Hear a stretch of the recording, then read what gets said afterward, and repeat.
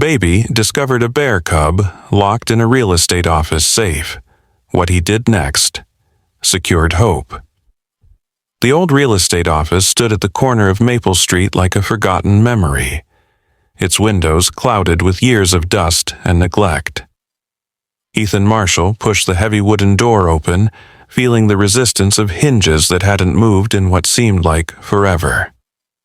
The afternoon sun slanted through the grimy windows, creating long shadows that stretched across the worn wooden floor. His wife, Lily Morgan, followed close behind, their 8-month-old baby boy nestled comfortably in her arms, his tiny fingers reaching out toward the dancing dust particles that floated in the golden light. They had come here looking for something simple, a new beginning, perhaps. A place to call home in this quiet town where time moved differently than in the city they had left behind. The office smelled of old paper and forgotten dreams, the kind of scent that told stories of families who had once walked through these same doors, searching for their perfect home. Ethan ran his fingers along the reception desk, leaving trails in the thick layer of dust that had settled there. Behind the desk, filing cabinets stood like silent sentinels, their drawers slightly ajar, revealing yellowed folders and documents that nobody had touched in years. Lily set their baby down on a clean patch of floor she had wiped with a tissue, watching as he immediately began to explore this new environment with the fearless curiosity that only babies possessed. The little one crawled forward, his chubby hands slapping against the floor with each movement, creating small puffs of dust that made him giggle with delight. Something about this place felt different from the other abandoned buildings they had explored in their search for the perfect property to renovate. There was a stillness here that wasn't emptiness, but rather a kind of patient waiting, as if the office itself had been holding its breath for someone to return. Ethan moved deeper into the space, examining the old photographs that still hung on the walls, their subjects smiling out from behind glass that had grown foggy with age. These were pictures of families standing in front of houses, their faces bright with the promise of new beginnings. Some of the photos dated back decades, showing people in clothing styles that had long since passed into history, yet their expressions of hope and happiness remained timeless. Lily followed their baby as he crawled with surprising determination toward the back of the office, where a large metal safe stood against the wall. The safe was an imposing thing. Easily 4 feet tall and nearly as wide, its dark surface marked with scratches and dents that spoke of many years of use. The baby reached the safe and pulled himself up to standing, his tiny hands pressed against the cold metal surface. That's when they heard it, a sound so faint that at first Ethan thought he had imagined it. It was a scratching, a gentle scraping that seemed to come from inside the safe itself. He looked at Lily, and the expression on her face told him she had heard it too. The baby patted the safe door with his palm, as if responding to whatever was making that sound, and the scratching came again, slightly louder this time. Ethan approached the safe slowly, his heart beginning to beat faster, though he couldn't say exactly why. The combination dial on the front was worn smooth from years of use, the numbers barely visible anymore. He pressed his ear against the metal door and listened. The scratching continued, rhythmic and persistent, accompanied now by what sounded like the faintest of whimpers. Something alive was inside that safe, something that had no business being there. Lily picked up their baby and held him close, her eyes wide with a mixture of concern and curiosity. The office suddenly felt smaller, the afternoon light seeming to dim as the clouds passed over the sun outside. The safe shouldn't have been locked with something living inside it. That thought kept repeating in Ethan's mind as he examined the mechanism more closely.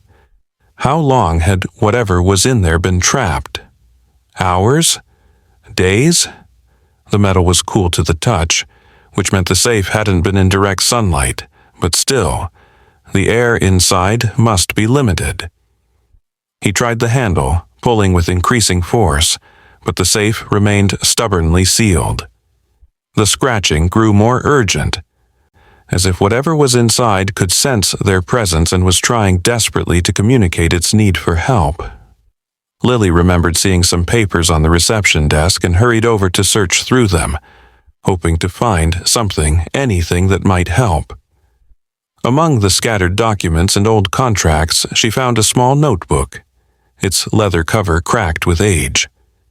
Inside, written in careful handwriting, were various notes about properties and clients, but on the last page, she found something different.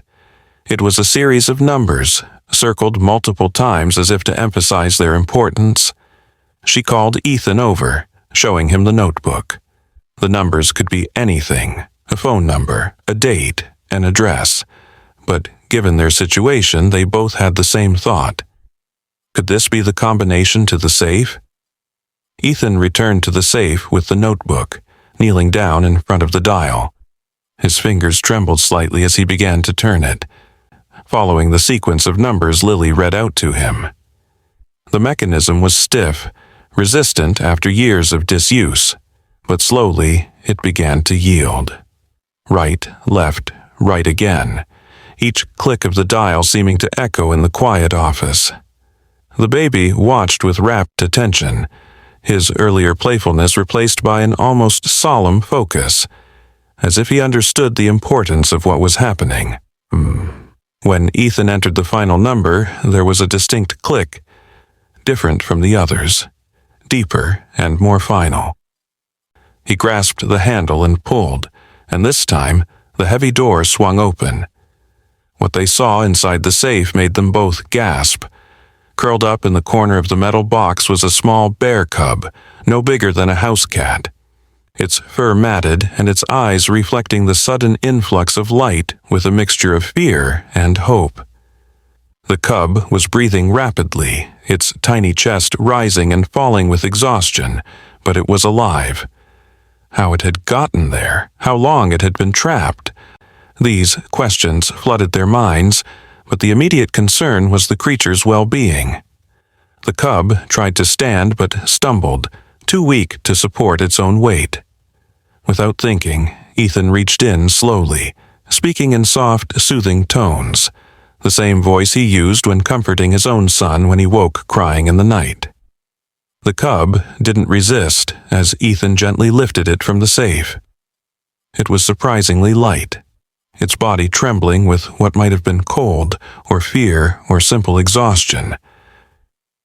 Lily quickly removed her jacket and spread it on the floor, creating a soft surface where Ethan could place the cub. The baby, still in Lily's arms, reached out toward the small animal, making soft cooing sounds that seemed to calm the frightened creature.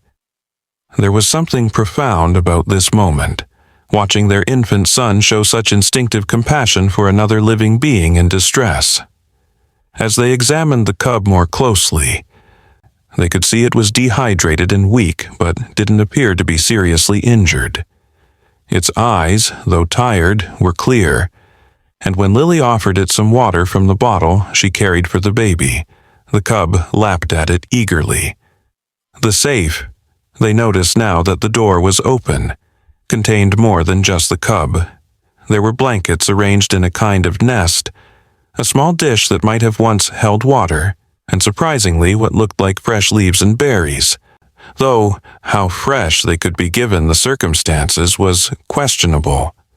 Someone had deliberately placed this cub in the safe, but why? The arrangement suggested care rather than cruelty, protection rather than imprisonment. Ethan noticed something else in the safe, a manila envelope tucked against the back wall. He retrieved it carefully, trying not to disturb the cub, who was still drinking water from Lily's offered bottle. Inside the envelope were several documents and photographs. The photographs showed an elderly man with kind eyes and a gentle smile, standing in various outdoor settings, always with wildlife nearby. In some pictures, he was feeding birds. In others, he was tending to what looked like an injured deer. The documents were more revealing. They were permits and certificates related to wildlife rehabilitation, all bearing the name Connor Adams and dated several years ago. The pieces of the puzzle were beginning to come together, though the full picture remained frustratingly unclear. Connor Adams, it seemed, had been more than just a real estate agent. He had been someone who cared for injured and orphaned wildlife, using his office as a kind of way station for creatures in need, but that still didn't explain how the cub had ended up locked in the safe. Lily found more clues in the notebook she had discovered earlier. Reading through it more carefully, she found entries that weren't about real estate at all, but about animals Connor had helped. The last entry, dated just 3 days ago, mentioned finding an orphaned cub whose mother had been hit by a car on the highway outside town. This revelation stopped them both cold. 3 days ago? But the office had clearly been abandoned for much longer than that. The dust, the neglect, everything suggested years of absence, not days. Ethan looked at the date on his phone, confirming what day it was, then looked back at the notebook. The handwriting was the same throughout, but how could Connor Adams have written this entry 3 days ago in an office that looked like it had been sealed for years? The mystery deepened, taking on an almost supernatural quality that made the hair on the back of Ethan's neck stand up. The cub had finished drinking and was now looking at them with eyes that seemed far too intelligent for a wild animal. It made a small sound, not quite a growl. More like a question, and the baby responded with his own babbling, as if the two were having a conversation in a language only they understood. Lily stroked the cub's head gently, feeling the soft fur beneath her fingers, marveling at how trusting the creature was despite its ordeal. Whatever had happened here, however the cub had ended up in that safe, one thing was clear: they couldn't just leave it here. Ethan stood up and walked around the office again, looking for more clues with fresh eyes. On a desk in the corner, partially hidden under a stack of papers, he found a more recent photograph. It showed Connor Adams, looking exactly as he did in the older pictures, standing in front of this very office. But the photograph was dated just a week ago, and in it the office looked clean and well-maintained, nothing like its current state. The impossibility of this made Ethan's head spin. He showed the photograph to Lily, who studied it with a frown, trying to make sense of what they were seeing. The baby had been set down again and had crawled over to the cub, the two of them now sitting together on Lily's jacket. The cub seemed to have accepted the baby's presence, even leaning against him slightly as if seeking comfort from the contact. It was a beautiful sight, these two young creatures finding solace in each other's company, but it was also a reminder of the responsibility they now faced. The cub needed proper care, medical attention, and eventually to be returned to the wild where it belonged. But first, they needed to understand what had happened here, if only to ensure the cub's safety. As the afternoon wore on, they discovered more inconsistencies. The calendar on the wall was current, showing this month, this year, but the dust on it suggested it hadn't been touched in ages. The phone on the reception desk was an old rotary model that looked like it belonged in a museum. But when Ethan picked up the receiver out of curiosity, he heard a dial tone. He quickly hung up, unnerved by the impossibility of it all. The office was a contradiction, simultaneously abandoned and active, old and new, forgotten and remembered. Lily found another notebook, this one hidden in a drawer of the reception desk. It was Connor Adams' personal journal, and reading through it provided more context but also more questions.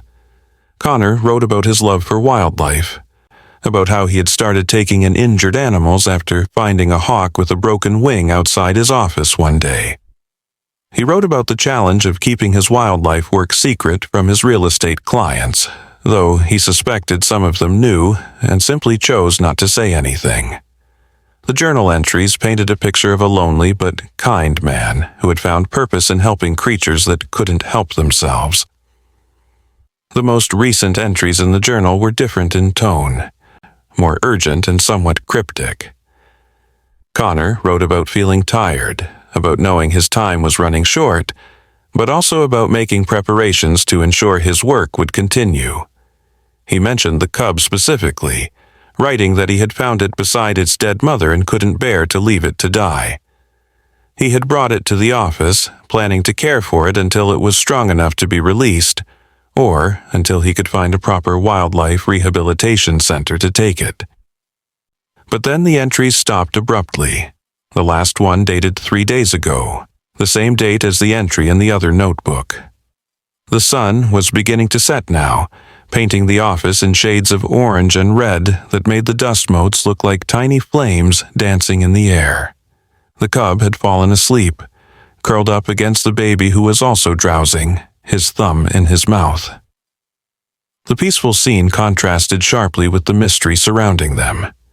Ethan and Lily exchanged glances, both thinking the same thing. They needed to get the cub help, but they also felt compelled to understand what had happened to Connor Adams. Ethan decided to check the back rooms of the office, areas they hadn't explored yet. The first room he entered was clearly Connor's private office, and unlike the reception area, it was remarkably clean and organized.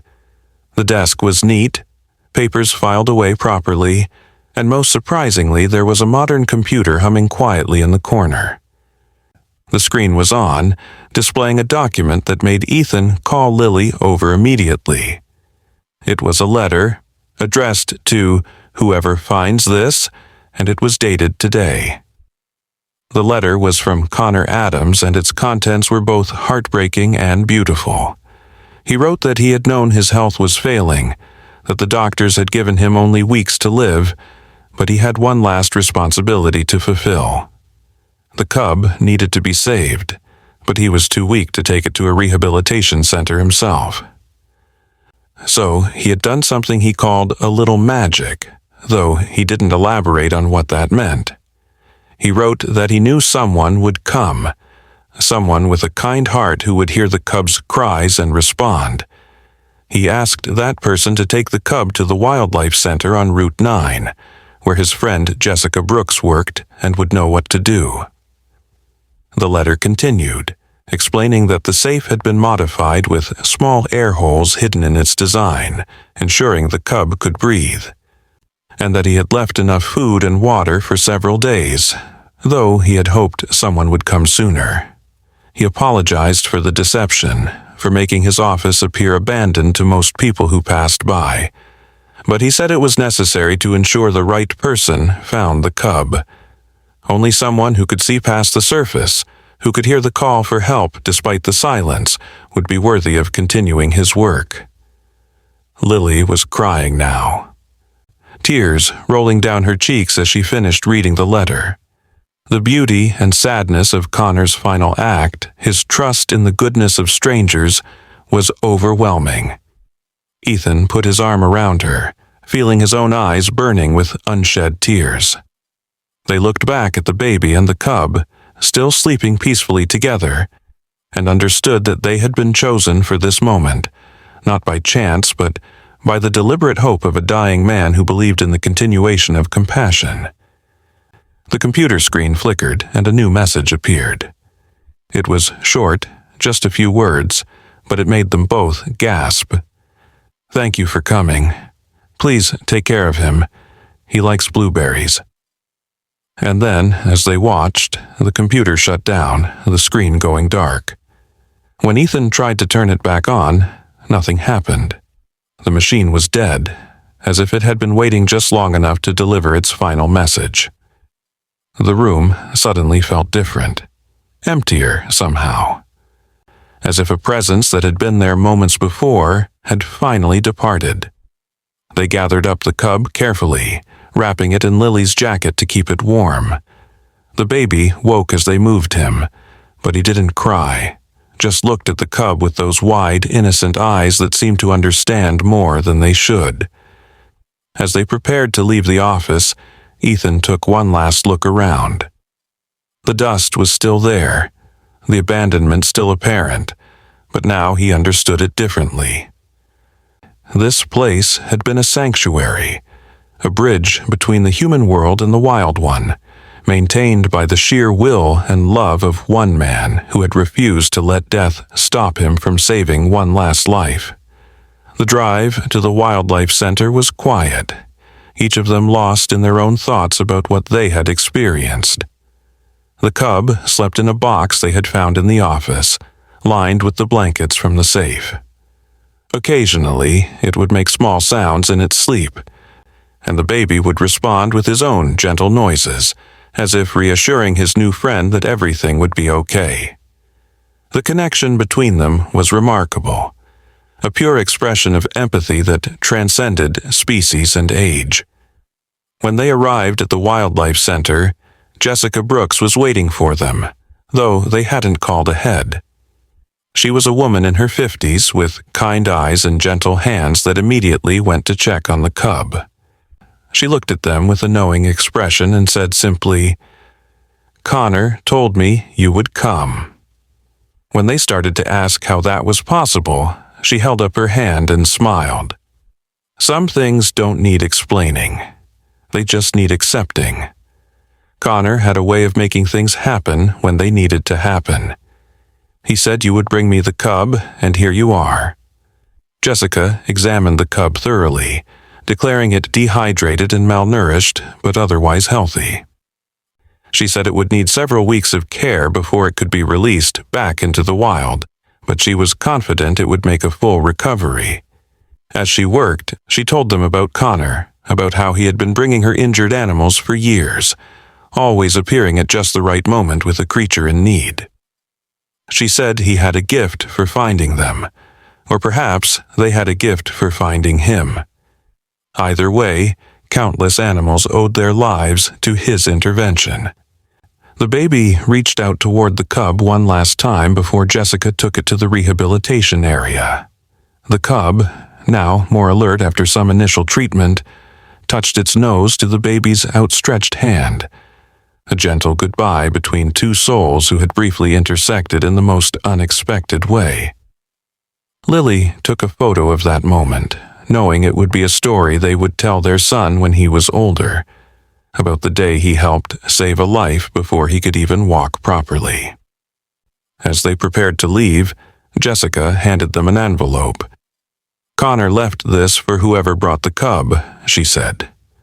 Inside was a deed to a small house on the outskirts of town, along with a note that said, "For those who hear the call of the wild and answer with kindness, may this be your sanctuary as my office was mine."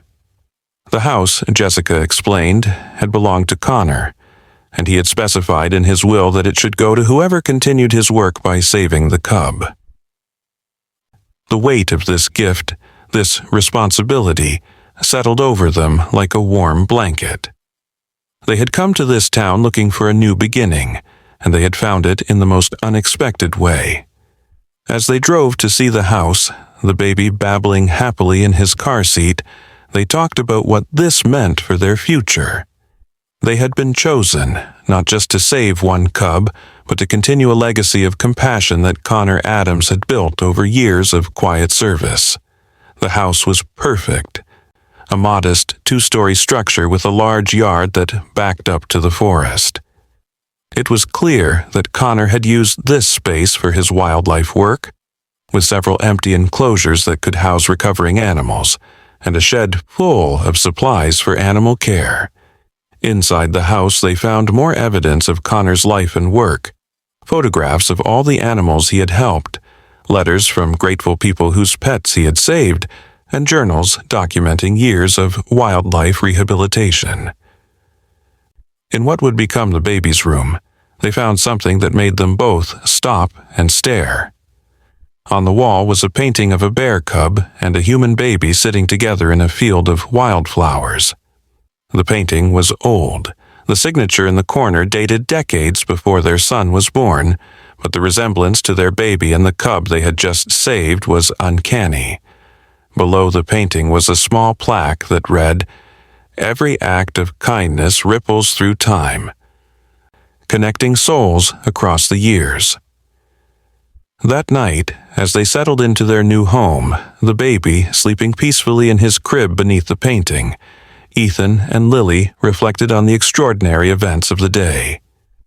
They had started the morning as a young couple looking for a house and had ended it as the inheritors of a legacy they were only beginning to understand. The old real estate office, Connor Adams, the cub in the safe, it all felt like something out of a dream. Yet the deed in their hands and the house around them were undeniably real. Lily checked her phone and found a message from Jessica at the Wildlife Center. The cub was doing well, eating and drinking normally, and had even played a little with some toys Jessica had given it. She sent a photo of the cub looking much healthier already, its eyes bright and alert. The message ended with an invitation to visit whenever they wanted, and a suggestion that they might want to consider getting certified as wildlife rehabilitators themselves to officially continue Connor's work. The idea took root immediately. They had been searching for purpose in their move to this small town, and now it had found them in the most unexpected way. Ethan had always loved animals, and Lily had studied biology in college before switching to education. Together, with their son growing up surrounded by the beauty and fragility of wildlife, they could make a real difference. They could be the bridge between the wild and the human world, just as Connor had been. As the days passed, they learned more about Connor Adams from the townspeople. Everyone had a story about him, about a time he had helped them or their animals, always refusing payment, always disappearing before he could be properly thanked. The real estate office had been his cover, a legitimate business that allowed him to own property where he could care for wildlife without drawing too much attention. But those who knew him well understood that his real work, his real passion, was the animals. They visited the cub regularly at the Wildlife Center, watching it grow stronger and more playful. Their son, now crawling with even more determination, would light up every time he saw his furry friend. Jessica taught them about bear behavior, about the cub's development, and about the eventual process of reintroduction to the wild. It would be months before the cub was ready, but they were committed to seeing it through, to ensuring that Connor's last rescue was also his most successful. The real estate office remained a mystery. When they returned to it a week later, they found it exactly as it had appeared on their first visit, dusty and abandoned. The computer in Connor's private office was gone, as were many of the papers and photographs they had seen. Only the safe remained, its door standing open like a monument to the miracle that had occurred there. They learned from the town records that Connor Adams had died 3 days before they found the cub, exactly when his journal entries had stopped. How then had the computer been on?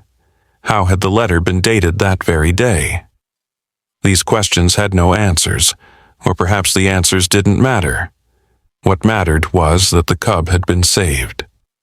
They decided to buy the old real estate office as well, using some savings they had set aside. They would clean it up, modernize it, but keep its essential character. It would become a wildlife education center, a place where people could learn about the animals that shared their world and how to coexist with them peacefully. The safe would remain, a reminder of the extraordinary events that had brought them to this path. They would tell the story of the cub in the safe, though they suspected not everyone would believe the more mystical elements of it. As autumn turned to winter, their new life took shape. Ethan got certified as a wildlife rehabilitator, spending his evenings studying while Lily cared for their son. She was working on creating educational programs for local schools, teaching children about wildlife conservation and the importance of compassion for all living creatures. Their son, now taking his first tentative steps, would toddle around the house babbling to the pictures of animals on the walls, as if telling them stories only he could understand. The cub, now much larger and healthier, was moved to a pre-release enclosure at the edge of the forest. It was learning to forage, to climb, to be a bear rather than a pet. The process of rewilding was gradual but necessary. They would visit it there, maintaining enough contact to monitor its progress, but not so much that it would lose its natural fear of humans.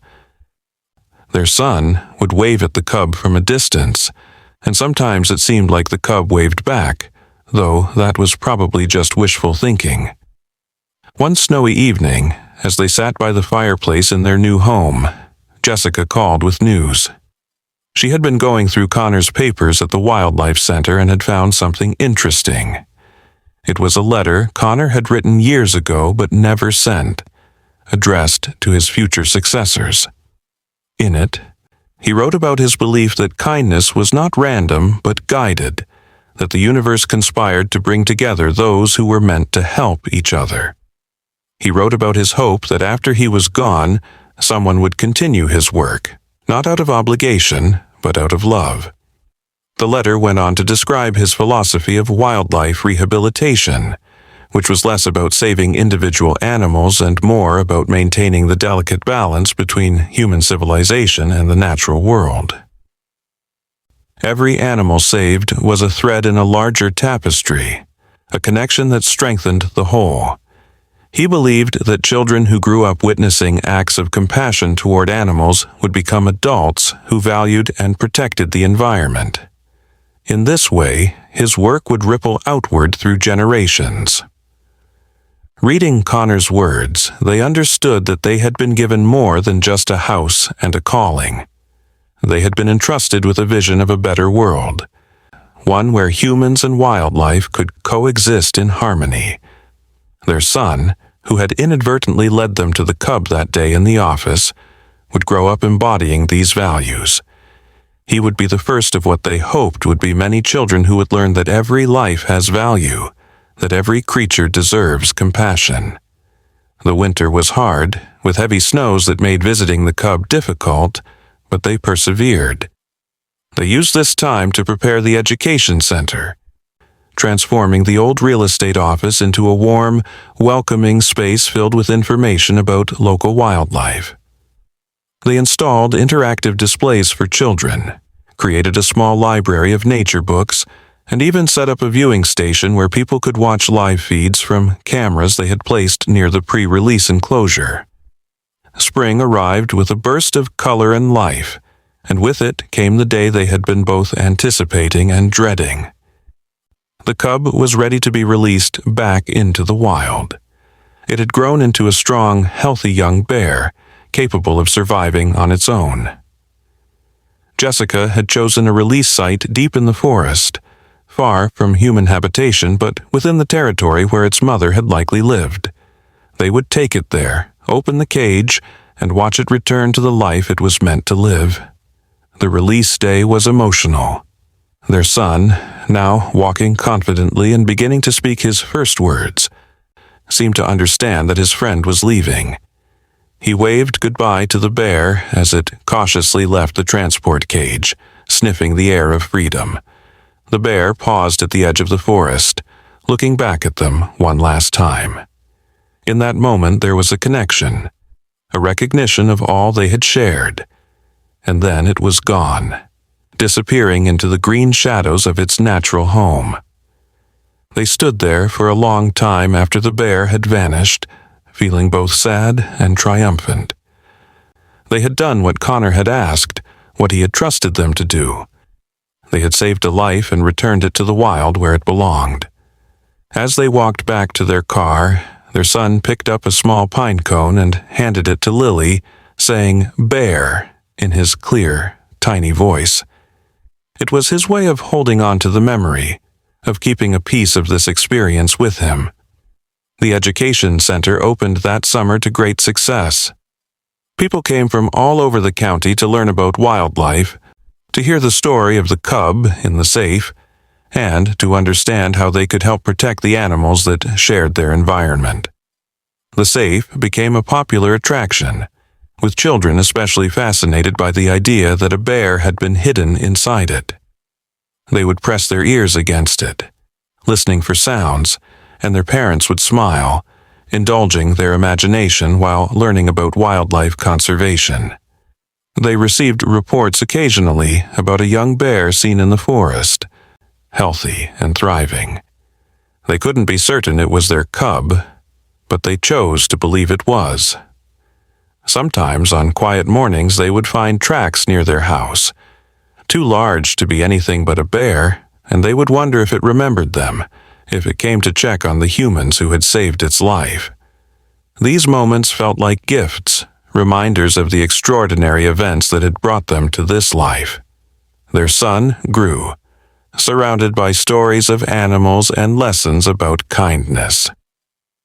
He would often play with toy bears, recreating the rescue in his own childish way, always making sure the bear was saved, always ensuring it found its way home. When he was old enough to understand, they would tell him the full story of that day in the real estate office, of Connor Adams and his magical gift, of the safe that held more than just a bear cub. It held a future they couldn't have imagined. The town began to change too, influenced by the education center and the story it told. More people became interested in wildlife conservation, reporting injured animals instead of ignoring them, creating wildlife-friendly gardens, and teaching their children to respect the natural world.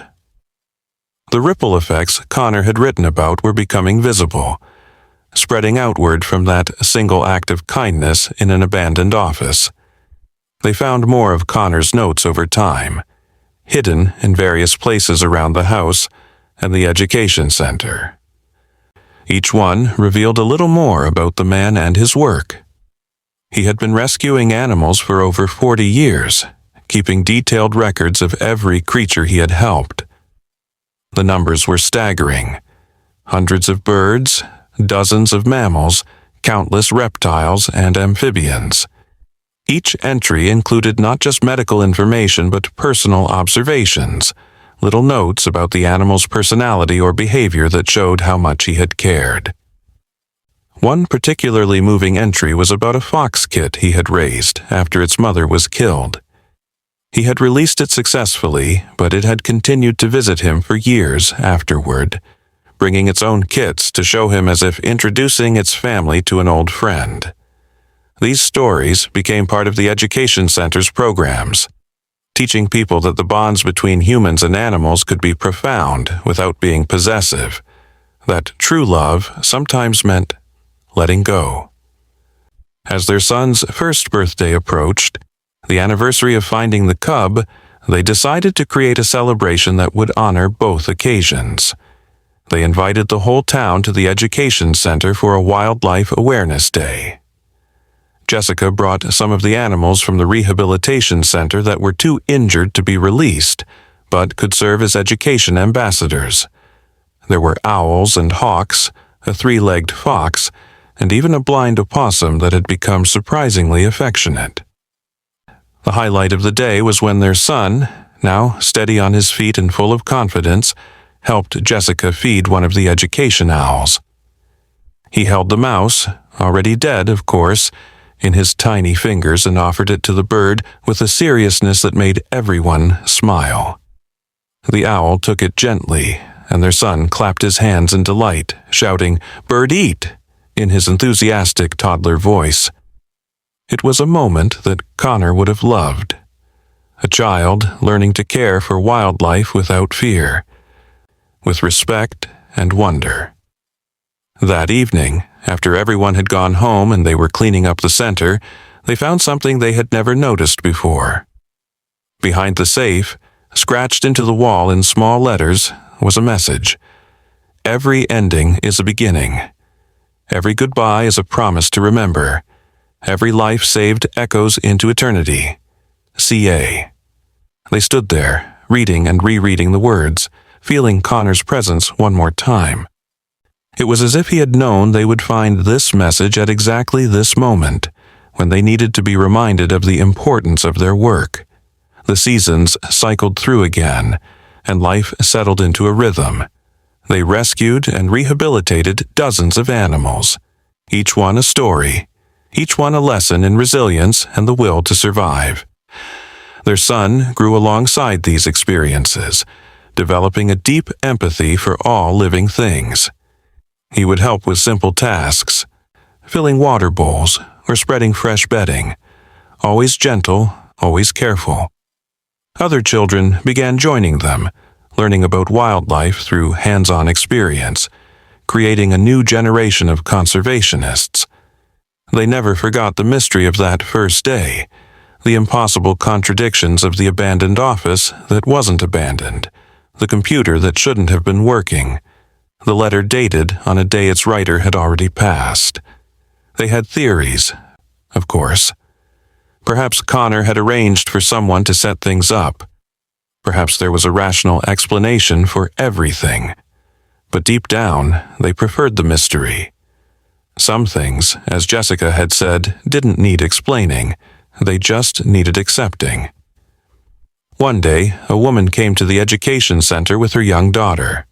The girl was crying, holding a shoebox containing an injured sparrow she had found.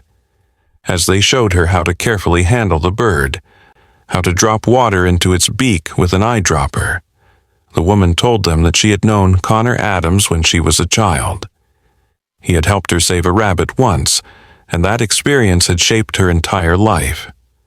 She had become a veterinarian because of that single act of kindness, and now she was passing that legacy on to her daughter. These connections, these threads linking past and present, became more apparent as time went on. They would meet people who had been touched by Connor's work, directly or indirectly, and each story added another layer to their understanding of the man whose legacy they now carried. He had been more than just a wildlife rehabilitator. He had been a teacher, a guide, a beacon of compassion in a world that often forgot to be kind. The bear, their bear as they still thought of it, was spotted occasionally by hikers and photographers. It had grown into a magnificent adult, strong and healthy, living the life it was meant to live. Once, a photographer managed to capture an image of it standing on a ridge at sunset, silhouetted against the orange sky. He gave them a copy of the photograph, and they hung it in the education center next to the painting of the baby and the cub. Visitors often commented on the connection between the two images, sensing a story there even if they didn't know the details. Their son, now 3 years old, could tell the story himself in his own way. Baby Bear was stuck, he would say to visitors, his eyes wide with the drama of it. In the big box, but we saved him. Now he lives in the trees. His simple version of events captured the essence of what had happened, stripping away the mystery and impossibility to focus on what mattered. A life had been in danger, and they had helped. That was the lesson he was learning, the value system being built into his very foundation. They received a letter one day from a law firm in the city, informing them that Connor Adams had left them another inheritance, one that had been held in trust until now. It was a substantial sum of money, designated specifically for the expansion of wildlife rehabilitation efforts in the county. With it came another letter from Connor, written years before his death, predicting with uncanny accuracy that they would be reading it at this exact point in their journey. He wrote about his confidence in their work, his joy at knowing his mission would continue, and his hope for the future of human-wildlife coexistence. With the inheritance, they were able to build proper rehabilitation facilities behind their house, professional enclosures that could house everything from tiny songbirds to large mammals. They hired Jessica part-time to help with the medical care, and she brought with her decades of experience and knowledge. The education center expanded too, adding programs for schools, summer camps for children, and workshops for adults who wanted to learn how to create wildlife-friendly spaces. The safe remained the centerpiece of the education center, now polished and restored, but still bearing the scratches and marks of its age. Children would line up to look inside it, imagining the scared cub that had once been trapped there. They had created a display around it, with photos documenting the rescue and the bear's recovery, along with information about bear biology and conservation. It had become a symbol of hope, proof that even in the darkest, most confined spaces, life could persist and help could come. Sometimes, late at night when the house was quiet and their son was asleep, Ethan and Lily would talk about the strangeness of it all. How had they, two people with no particular connection to wildlife rehabilitation, ended up as the guardians of Connor's legacy? The rational part of their minds said it was coincidence, a series of random events that had led them to that office on that particular day. But their hearts knew better. They had been chosen, guided there by forces they didn't understand, to fulfill a purpose they hadn't known they were meant for. The work was hard, often heartbreaking. Not every animal could be saved. They had to learn to accept death as part of the natural cycle, to understand that sometimes the kindest thing was to ease an animal's passing rather than prolong its suffering. These lessons were difficult for their son, who wanted every story to have a happy ending like his bear friend. But they taught him that even in loss there was meaning, that every attempt to help mattered, regardless of the outcome. One winter morning, they woke to find tracks in the snow leading right up to their back door. They were bear tracks, too large to be anything else.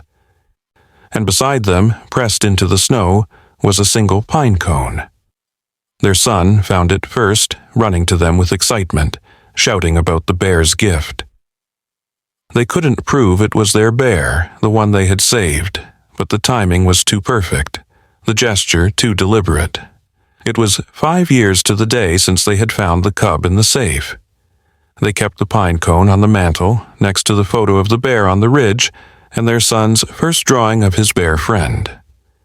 These artifacts told a story that visitors to their home would ask about, leading to conversations about wildlife, about compassion, about the mysterious ways the universe sometimes works.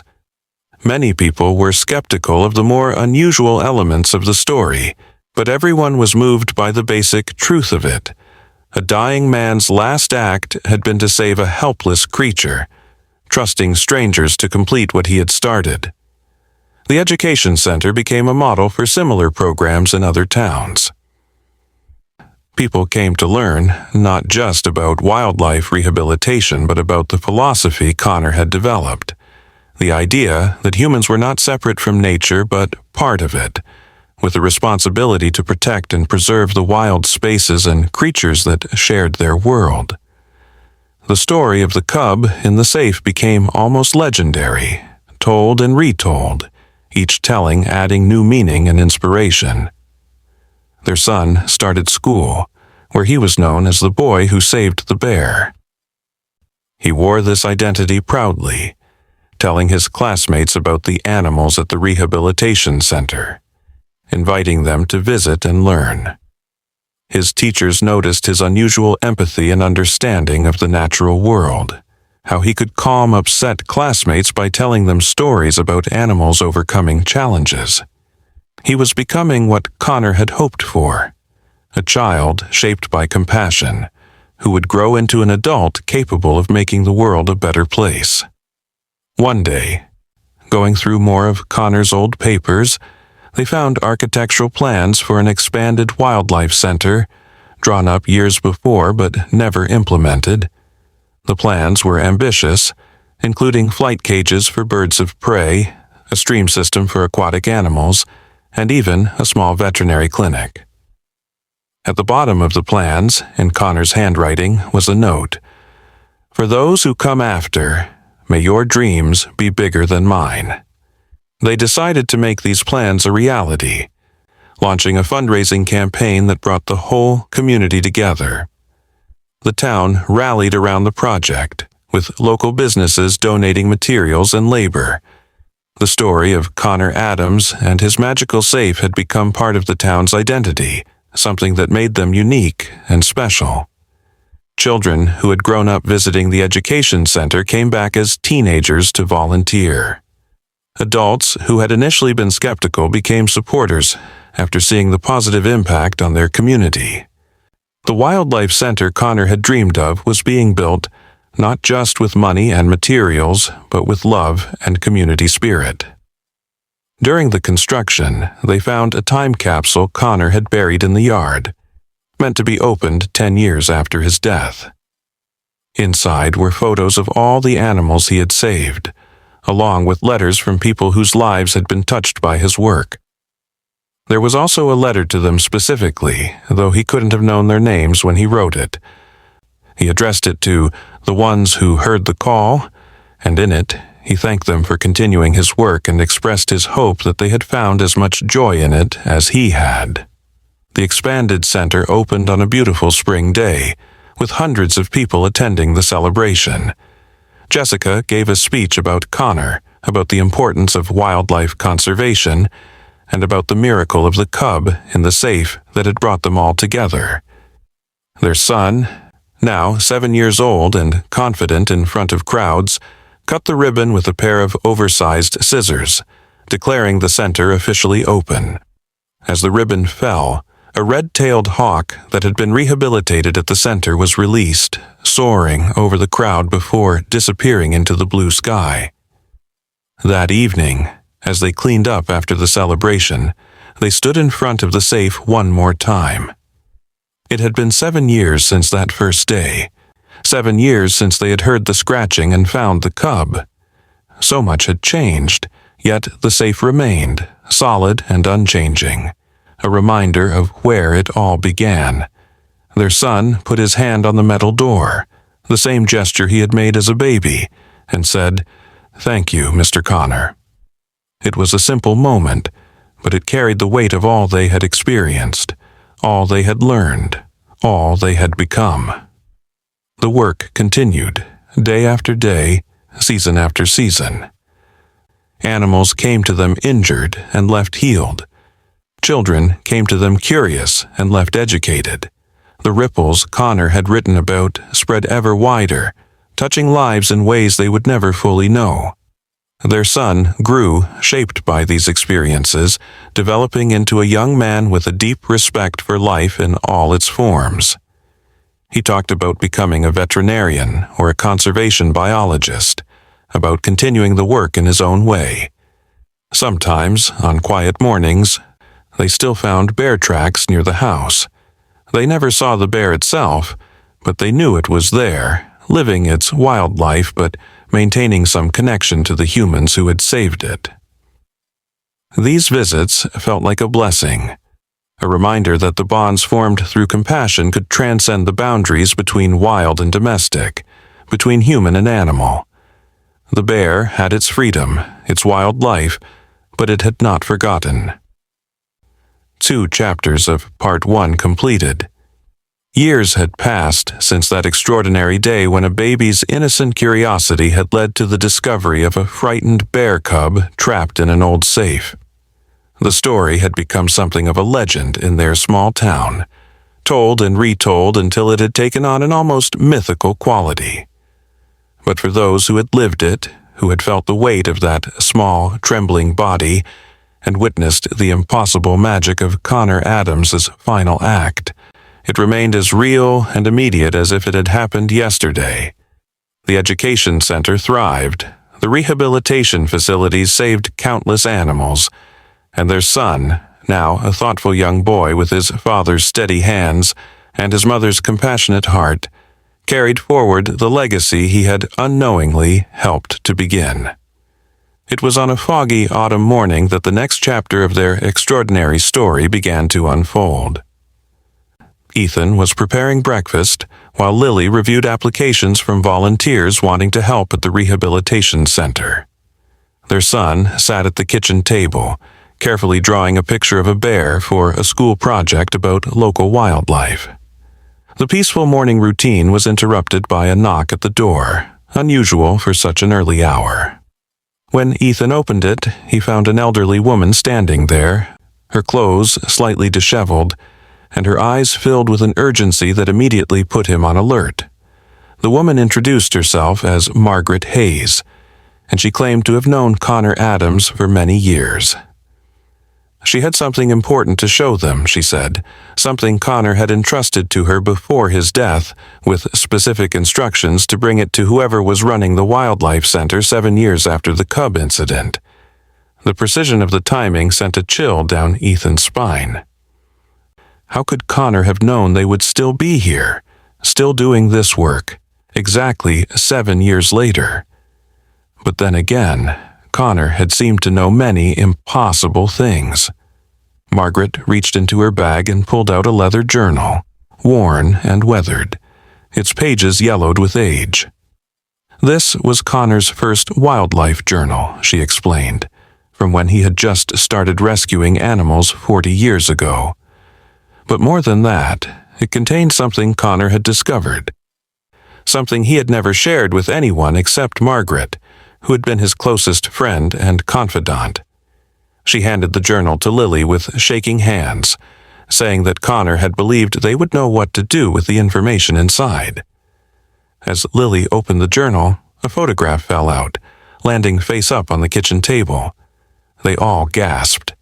It was a picture of Connor as a young man, perhaps in his 30s, standing next to a massive oak tree. But what made them stare in disbelief was what else was in the photo. There, sitting at Connor's feet, was a bear cub that looked exactly like the one they had saved, and standing next to Connor was a small child who bore an uncanny resemblance to their own son.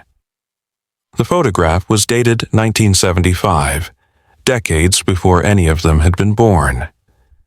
Margaret saw their shock and nodded knowingly. She began to tell them a story that Connor had pieced together over his years of wildlife work, a story about connections that transcended time and space. The land where their house now stood, where the education center operated, had once been sacred to the indigenous people who had lived here centuries ago. They had believed it was a place where the veil between the human and animal worlds was thin, where special individuals could serve as bridges between the two realms. Connor had discovered this through his research, but more than that, he had experienced it himself. The journal contained Connor's observations about patterns he had noticed over the years. Animals that should have died survived against all odds. Injured creatures appeared at exactly the right moment to be saved. People with no previous interest in wildlife suddenly felt compelled to help. And most mysteriously, the same types of animals seemed to return generation after generation, as if reincarnating or traveling through time to find the help they needed. Connor had documented dozens of these incidents, each one defying logical explanation. Their son had abandoned his drawing and was now looking at the photograph with intense concentration. He reached out and touched the image of the child who looked like him, and as he did, he said something that made them all freeze. "I remember this," he said quietly. "I remember being there." When they asked him what he meant, he couldn't explain it, just insisted that the image felt familiar, like a dream he had forgotten but was suddenly recalling. Margaret smiled sadly and said that Connor had predicted this too, that the child who found the cub would have this connection to the past. The journal revealed more impossible things. Connor had written about dreams in which he saw future events, including detailed descriptions of Ethan and Lily, though he had never met them in life. He had drawn sketches of their son at various ages, all accurate to how he had looked or would look. He had even written about specific animals they would save, describing them perfectly years before the rescues would occur. It was as if time moved differently for Connor, or perhaps for this special place where they all had gathered. Margaret told them that Connor had believed the bear cub in the safe was not just any cub, but a special one. What he called a keeper bear, an animal that appeared once in a generation to test whether humans were still capable of the compassion necessary to maintain the balance between worlds. The fact that a baby had found it was significant, Connor had written, because children still possessed the pure connection to nature that adults often lost.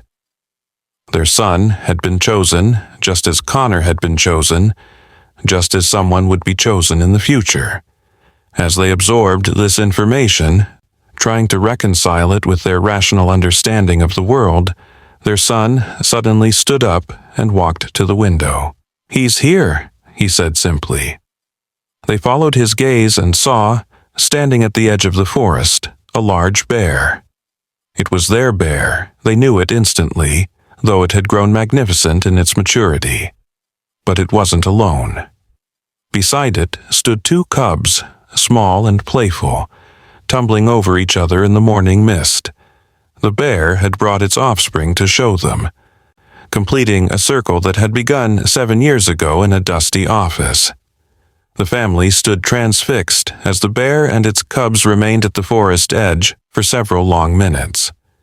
The adult bear's eyes met theirs through the window, and in that gaze was something more than animal intelligence. There was recognition, gratitude, and perhaps something else, a knowledge that transcended species and spoke to the deeper connections Margaret had been describing. Then, as suddenly as they had appeared, the bears melted back into the forest, leaving only the swaying of branches to mark their passage. Margaret continued her story, explaining that Connor had left instructions for the next phase of what he called the Great Work. Hidden in various locations around the property were items he had collected over the years, each one connected to a specific animal rescue that would need to happen in the coming years. He had seen these future events in his dreams and had prepared for them, trusting that the right people would be in place to carry them out. The first item, Margaret said, was buried beneath the oak tree in the photograph, the same tree that still stood behind the education center. They spent the rest of the morning digging carefully around the base of the ancient oak, their son helping with his small shovel. About 3 feet down, they found a metal box, sealed against the elements but showing its age. Inside was a collection of items that seemed random at first. A small silver bell, a piece of amber with an insect trapped inside, a compass that pointed somewhere other than north, and another photograph. This photo showed a wolf pup, pure white with striking blue eyes, and on the back, in Connor's handwriting, were the words, "Winter 2025, they will need you." Winter was still months away, but they knew now to take Connor's prediction seriously. They began preparing a special enclosure that could house a wolf, researching wolf behavior and care, reaching out to experts who could advise them. Their son took a particular interest in this preparation, spending hours reading about wolves, drawing pictures of them, and even howling at the moon in a way that made the neighbors smile. He said he was practicing for when the wolf came, so it would know he was a friend. The journal contained more revelations as they studied it over the following weeks. Connor had written about the history of wildlife rehabilitation in the area, tracing it back generations. There had always been someone, he discovered, who served this role of bridge between worlds. Sometimes it was a formal position, like his own work, and sometimes it was informal, just someone who fed birds or left water out for passing animals. But the thread was continuous, unbroken for centuries, each keeper passing the responsibility to the next, often in ways that seemed coincidental but were anything but. One evening, as they were closing the education center after a particularly busy day of school visits, they found an old man waiting by the safe. He introduced himself as Robert Bennett, and he had a story to tell. 50 years ago, he said, when he was just 7 years old, he had been playing in the woods when he found an injured fox. He had been scared and didn't know what to do. But a man had appeared, seemingly from nowhere, and showed him how to help. That man had been Connor Adams, though Connor would have been only a teenager himself at the time. Robert had never forgotten that kindness, and it had shaped his entire life. Robert had become a forest ranger, dedicating his career to protecting wildlife habitat. He had saved countless animals himself over the years, always remembering the lesson Connor had taught him about the connection between all living things. Now retired, he wanted to volunteer at the center, to pass on what he had learned to a new generation. As he spoke, their son listened with rapt attention, and Robert noticed the boy's intensity. "You have the gift," he told him. "I can see it in you, the same thing Connor had. The animals know you're a friend." The education center began attracting visitors from farther away, people who had heard the story of the cub in the safe and wanted to see the place where it had happened. But more than tourists, they attracted people with their own stories of impossible animal encounters, of creatures that had appeared at crucial moments in their lives, of connections that defied explanation. It became clear that what they had experienced was part of something larger, a pattern of interaction between humans and animals that most people never noticed, but that had always existed. Margaret became a regular visitor, sharing more of Connor's stories and helping them understand the deeper significance of their work. She told them about indigenous ceremonies that had once been performed on this land, rituals designed to maintain the balance between the human and natural worlds. Connor had learned about these from an elder he had met years ago, the last person who remembered the old ways. The elder had passed the knowledge to Connor, and Connor, through his journals and Margaret, was passing it to them. Their son began showing remarkable abilities with animals. Injured birds would calm instantly when he approached. Frightened mammals would allow him to near them without fear. Even typically aggressive animals seemed to recognize something in him that made them trust. It wasn't something that could be taught or learned. It was innate. A gift that Connor had recognized would manifest when the time was right. Watching their son work with animals, they understood that he was not just continuing Connor's legacy, but fulfilling a destiny that had been set in motion long before he was born. As autumn progressed toward winter, they prepared for the arrival of the white wolf Connor had predicted. They didn't know how it would come to them or what condition it would be in, but they trusted it would happen. Their son had dreams about the wolf, describing them in detail each morning. In his dreams, the wolf was not injured but lost, separated from its pack, and searching for something it couldn't name. He said the wolf was coming from far away, drawn by a call only it could hear. The compass from Connor's buried box had become an object of fascination. It didn't point north, as they had discovered, but its needle moved occasionally, swinging to point in seemingly random directions. Their son was convinced it was pointing toward animals that needed help, and surprisingly, following its direction had led them to several successful rescues. There was no scientific explanation for how it worked, but they had learned to stop requiring scientific explanations for everything in their lives. One day, while cleaning out a storage area in the education center, they found a false panel in the wall. Behind it was a small room they had never known existed, filled with Connor's most private possessions. There were hundreds of photographs of animals he had saved, each one carefully labeled with names he had given them and dates of their rescue and release. There were also letters from people spanning decades, thanking him for his help, sharing updates about animals he had saved, and expressing amazement at the synchronicities that had brought them together. Among these items was a tape recorder with a cassette still inside. When they played it, Connor's voice filled the room, younger but unmistakably his. He was recording his thoughts about a particularly difficult rescue, a golden eagle with a broken wing that everyone said couldn't be saved. But Connor had refused to give up, spending weeks nursing it back to health. His voice was full of wonder as he described the moment of release, watching the eagle soar away, knowing that his refusal to accept defeat had given this magnificent creature its life back. The recording ended with Connor speaking directly to whoever would find the tape. He said he knew someone would, someday, when they needed to hear it most. He talked about the doubt that sometimes crept in, the wondering if what they were doing really mattered in the grand scheme of things.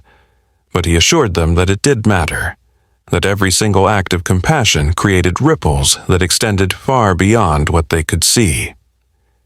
He said that the animals they saved would go on to play their roles in the ecosystem, that the children they taught would grow up to be better stewards of the earth, that the kindness they showed would inspire others to be kind. Winter arrived early that year, with heavy snows that blanketed the forest and turned the world into a pristine white canvas. It was during the first major storm that the wolf appeared. Their son saw it first, standing in their backyard, magnificent and white as the snow around it, its blue eyes piercing and intelligent. It wasn't injured, just as his dreams had foretold, but it was thin, clearly having traveled a long distance. It stood there, unafraid but cautious, as if waiting for something. Their son wanted to go outside immediately, but they held him back, needing to assess the situation first. Wolves were dangerous, even ones that appeared calm. But as they watched, the wolf lay down in the snow, its eyes never leaving their window. It was waiting, they realized, waiting for them to make the first move. Following their son's instincts, they prepared food, the kind appropriate for a wolf, and Ethan carefully carried it outside, placing it halfway between the house and where the wolf lay. The wolf didn't move until Ethan was back inside. Then it rose gracefully and approached the food, eating with the measured pace of an animal that had learned not to gorge itself. Over the following days, this became a pattern. The wolf would appear each morning and evening, accepting food but maintaining its distance. Their son would sit by the window for hours, and sometimes it seemed like he and the wolf were communicating in some wordless way, sharing something that transcended species. Research revealed that there were no known wolf populations anywhere near them. The nearest wolves were hundreds of miles away, in protected wilderness areas. How this lone white wolf had come to be in their backyard was a mystery that would never be solved. But Connor had predicted it, had known somehow that this specific wolf would need their help at this specific time. They contacted wolf experts who were astounded by the situation and came to observe. The wolf, they said, showed signs of being a genetic anomaly, its white coat and blue eyes incredibly rare. As the winter progressed, the wolf began to trust them more. It would come closer to the house, sometimes playing in the snow where they could watch. Their son was eventually allowed to go outside while the wolf was present, though always with supervision. The wolf showed no aggression toward him, instead displaying what could only be described as protective behavior, positioning itself between the boy and any potential danger, even something as harmless as a delivery truck. The wolf's presence attracted attention from the media, and soon their small town was in the spotlight again. People wanted to see the white wolf, to understand how it had come to live alongside humans without fear or aggression. They used the attention to educate people about wolf conservation, about the importance of apex predators in maintaining ecological balance, about the myths and truths surrounding these magnificent animals. Their son became something of a spokesperson, his natural ease with the wolf, and his ability to explain complex ecological concepts in simple terms, making him a favorite with reporters. But the wolf hadn't come just to be a teaching tool. One night, during a particularly severe blizzard, It began howling urgently at their door. The sound woke the entire household, and the wolf's agitation was clear. It ran a few steps toward the forest, then back to the door, repeating this pattern until they understood it wanted them to follow. Despite the danger of going out in such weather, they bundled up and followed the wolf into the swirling snow. The wolf led them about a quarter-mile into the forest to a small cave they hadn't known existed. Inside, protected from the storm but clearly in distress, was a female wolf with 3 pups. She had been injured, her leg caught in an old trap that someone had illegally set. The pups were young, maybe 6 weeks old, and the mother was weak from blood loss and unable to hunt. Without help, the entire family would have died in the storm. Working together, with the white wolf watching anxiously, they freed the female from the trap and treated her wound as best they could in the field.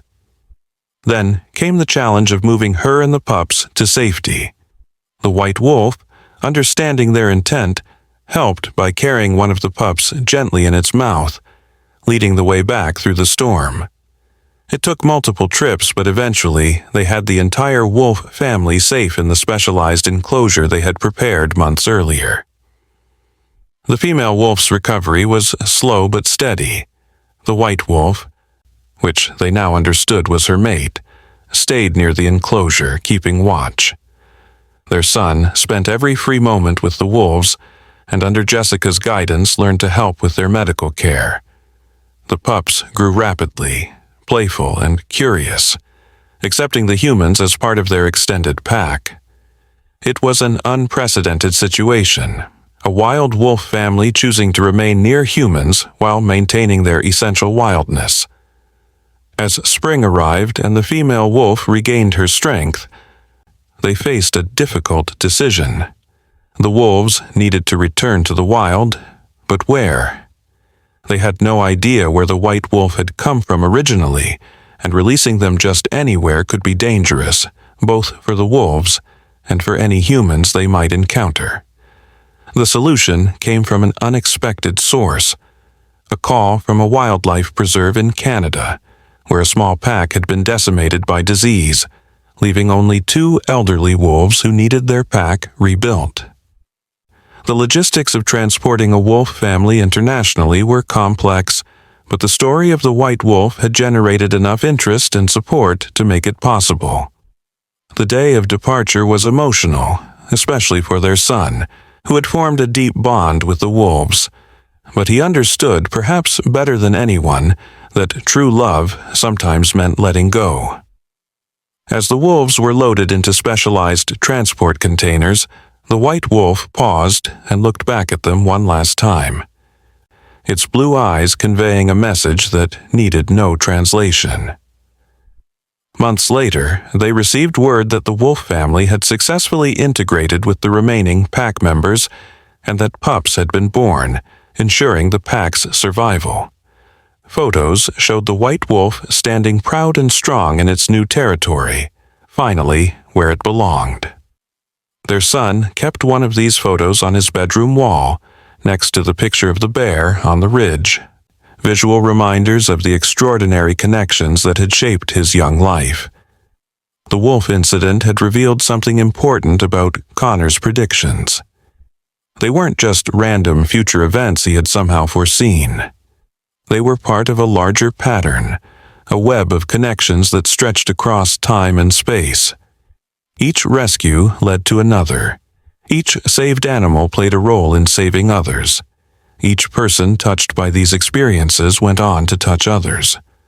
It was exactly as Connor had described. Ripples extending outward, creating waves of compassion that would continue long after the original stone had been cast.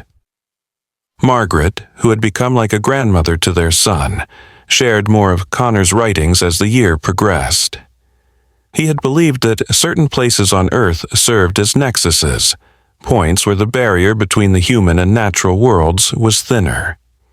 Their land was one such place, which explained why so many extraordinary events happened there. But more than that, he believed that certain people were born to be guardians of these places, chosen not by any human agency but by something deeper, older, more fundamental. Their son was clearly one of these chosen guardians. His abilities with animals continued to develop in ways that amazed everyone who witnessed them. He could calm a panicked bird with a whisper, could approach injured predators without fear, could somehow communicate with creatures in a way that transcended normal human-animal interaction. But he remained humble about these gifts, understanding them not as powers to be wielded, but as responsibilities to be honored. The Education Center evolved to reflect these deeper understandings. While they still taught traditional wildlife conservation, they also began incorporating indigenous wisdom about the relationship between humans and nature.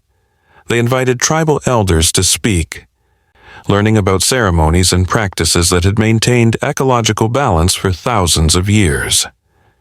These teachings resonated with what they had learned from Connor, confirming that the wisdom they were discovering was not new but ancient, temporarily forgotten but never truly lost. One summer evening, as they sat on their porch watching fireflies dance in the twilight, their son asked a profound question. He wanted to know if Connor was really gone, or if he was still somehow present in the work they were doing. It was a question they had all wondered about, given the impossible things they had experienced. They told him that while Connor's body was gone, his spirit lived on in every animal they saved, in every child they taught, in every act of compassion inspired by his example.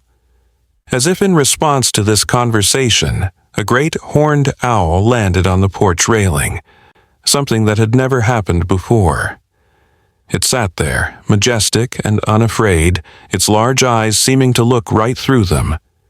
Their son stood slowly and approached the owl, which remained still until he was close enough to touch. Then, in a moment that defied all understanding of wild animal behavior, the owl gently touched its head to the boy's hand before flying away into the darkening sky.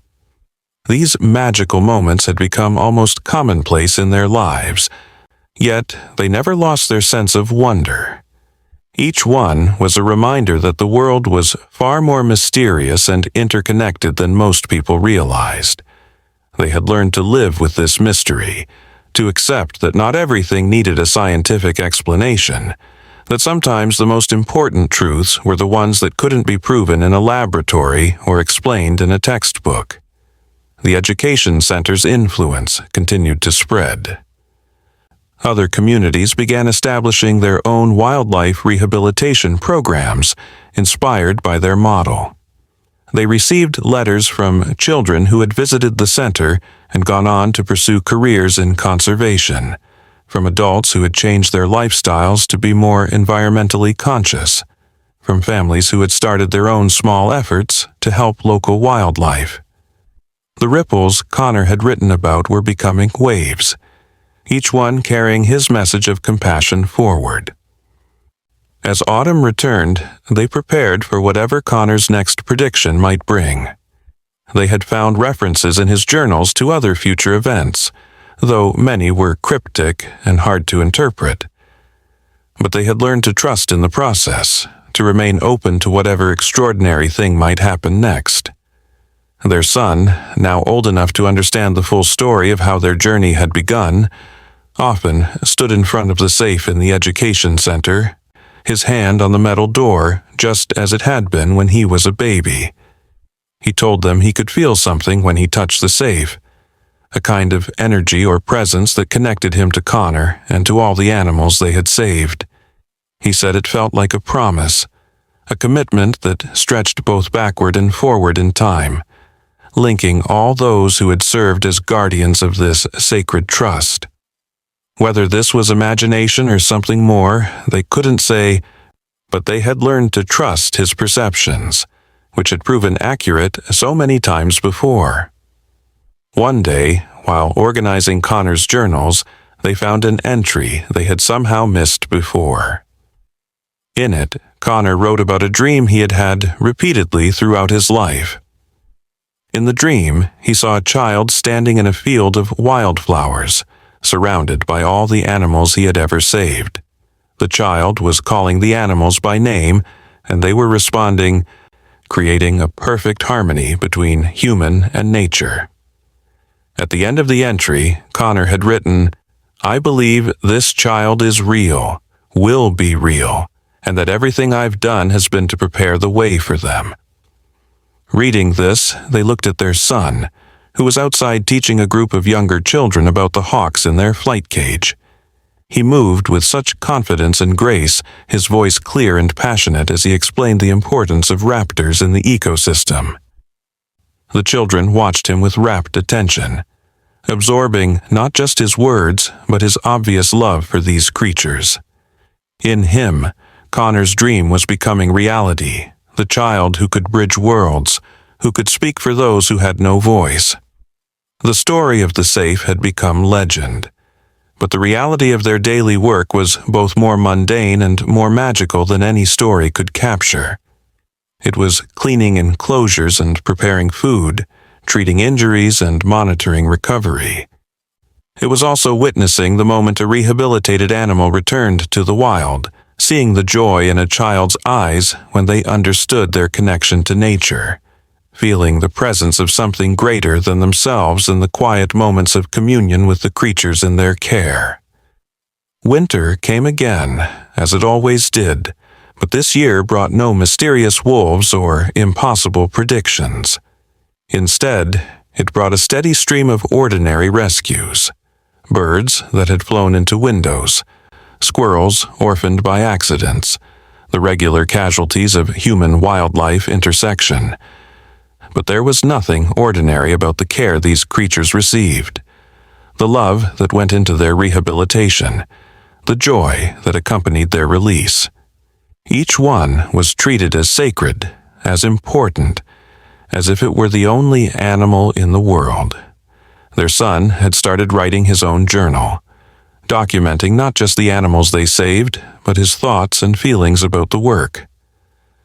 His writing showed a maturity beyond his years, a deep understanding of the philosophical and spiritual dimensions of wildlife rehabilitation. He wrote about the responsibility that came with his gifts, about the challenge of living between worlds, about his determination to honor Connor's legacy while also forging his own path. One entry particularly stood out. He wrote about a dream he had had, one that felt more like a memory than imagination. In it, he was much older, standing in the same spot where the education center now stood, but everything was different. The center had grown into something magnificent, a place where hundreds of animals were cared for and thousands of people came to learn. But more than that, it had become a beacon, drawing others with the gift, teaching them to use their abilities to heal the rift between humanity and nature. He wrote that in this dream, or vision, or memory of the future, Connor was there, not as a ghost, but as a presence, a part of the very fabric of the place. All the animals they had saved were there too, not physically but spiritually, their energy contributing to the sacred nature of the land.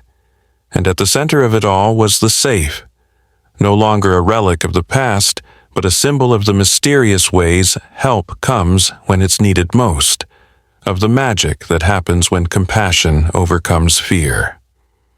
As spring returned once more, bringing with it new life and new possibilities, they received an unexpected visitor.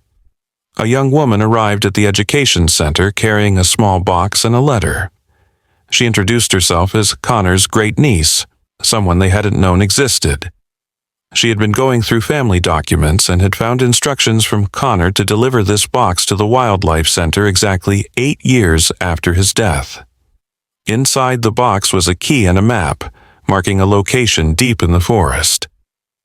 Following the map led them to a small cabin they had never known existed, hidden in a grove of ancient trees.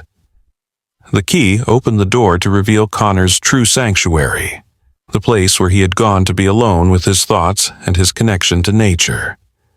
The cabin was simple but beautiful, filled with books about wildlife, photographs of animals, and journals they hadn't yet discovered.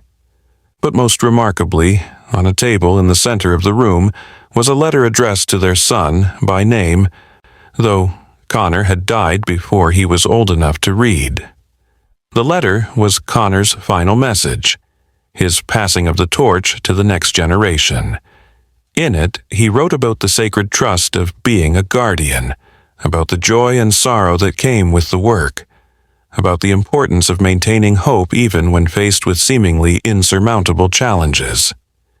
He told their son that he had seen him in dreams, had known he would be special, had prepared everything with him in mind. He ended the letter with these words, "You are the bridge I could only dream of being. Through you, the ancient covenant between humans and animals will be renewed. Trust your gift, follow your heart, and remember that you are never alone in this work." Their son read the letter multiple times, tears streaming down his face. Then he carefully folded it and placed it in his own journal, another piece of the impossible puzzle that was their lives. The cabin became his retreat, a place where he could go to think and write, to connect with Connor's spirit and with the deeper mysteries of their calling. Sometimes they would find him there, surrounded by the wildlife that seemed drawn to the place, all of them existing in perfect, peaceful harmony. The years continued to pass, each one bringing new challenges and new miracles. The education center grew, as their son had envisioned, becoming a nationally recognized model for wildlife rehabilitation and education. But more than its physical growth was its spiritual evolution, becoming truly a place where the veil between worlds was thin, where ordinary people could experience the extraordinary connection between all living things. Their son grew into a young man of remarkable ability and wisdom. He could heal with his hands, call wild animals with his voice, and see patterns in nature that others missed. But he remained humble, always crediting Connor and his parents for teaching him, always emphasizing that his gifts were meant for service, not for personal glory. He began traveling to other communities, teaching them how to establish their own wildlife programs, how to recognize and nurture those with the gift, how to maintain the delicate balance between human progress and natural preservation. One day, many years after the original incident, they decided to open the safe again. They had left it closed since the rescue, making it a monument to that miraculous day. But something told them it was time to look inside once more. When they opened it, they found something impossible, a fresh pine cone, like the one the bear had left in the snow, and a white feather, like the ones from the wolf's coat. There was no explanation for how these items had gotten into a locked safe, but they didn't need one anymore. They had learned to accept mystery as a fundamental part of their reality.